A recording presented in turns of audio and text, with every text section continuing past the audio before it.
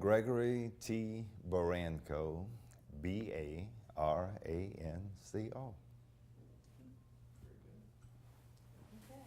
Well, I'm going to start by asking you, how were you first introduced to Sigma Pi Phi fraternity and Kappa Boule? Well, I was initiated into the Boule in Baton Rouge, Louisiana, Alpha Xi. So I was involved with the Boule. My father was in the Boule, so I became an Archon in, gee, it's so long ago. I was 24 or 5 years old. So I'd been in the Boule, but a smaller Boule. So we relocated to Atlanta in 1978. And so in 78, I transferred to Kappa and just had the pleasure of being transferred into not only a larger Boule, but a Boule with people like Brawley and just all the gentlemen around the room were just people that I knew of through history and keeping up with current events. But it was a very welcoming group of Archons. So what has being a member of Kappa meant to you? An opportunity to not only share, but to receive the presence of really great men and women families, and to be in their presence and to get to know, as is the Boule, to get to know the best of one another, and to see the intellectual capital at work in a way that changes things externally, but also influences one to grow. And it's been a pleasure for me.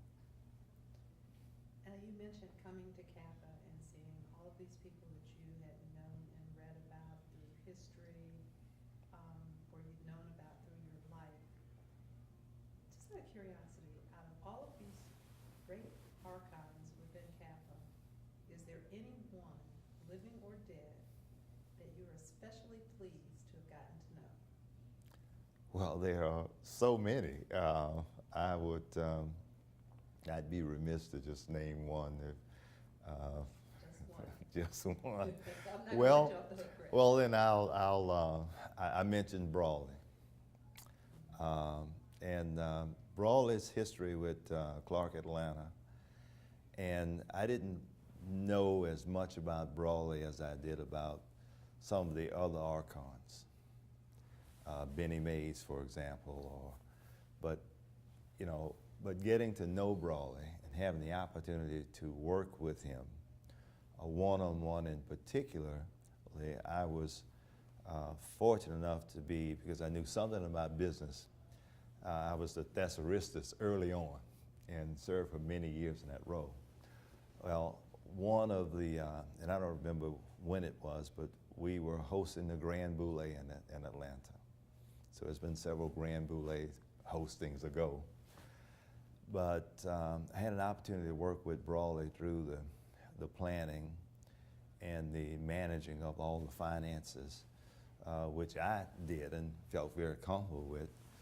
But to see Brawley's mind work in organization and development, and to hear the stories of all the Archons through the eyes of Brawley and the lips of Brawley, not having ever been exposed to him on that kind of personal working one-on-one level, was just a joy. And the Grand Boule came off, it was fabulous. But I really enjoyed the opportunity to work with all of the Archons, but in particular with Archon Brawley. So. Okay. You had the opportunity to serve in a number of roles within Kappa. And you've had an opportunity to see how the organization has evolved over the years. what do you think are some of the biggest changes in reflection that you would say has come about in your time with Kappa? I think early on, the influence of Kappa and the Boule as a whole on society was, we would discuss issues and topics and personal agendas. We'd come up with conclusions, and then we would leave it to the archons to go out and affect change. Now,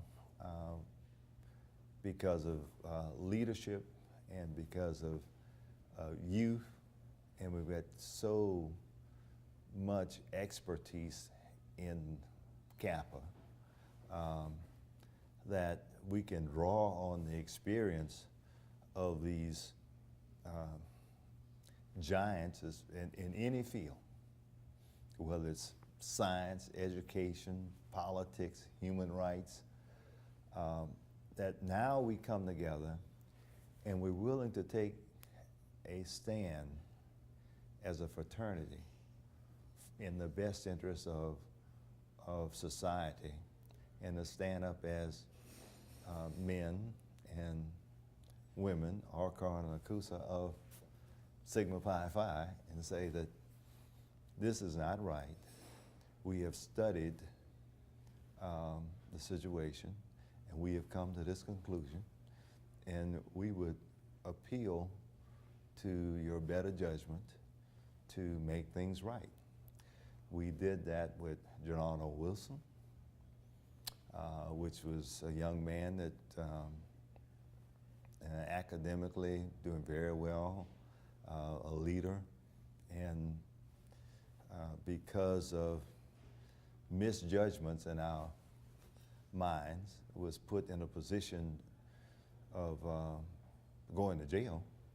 It put a chilling effect on young male, young African Americans. Said, well, if I'm going to do the right thing, if I first slip, I'm going to go to prison. You know, why pursue?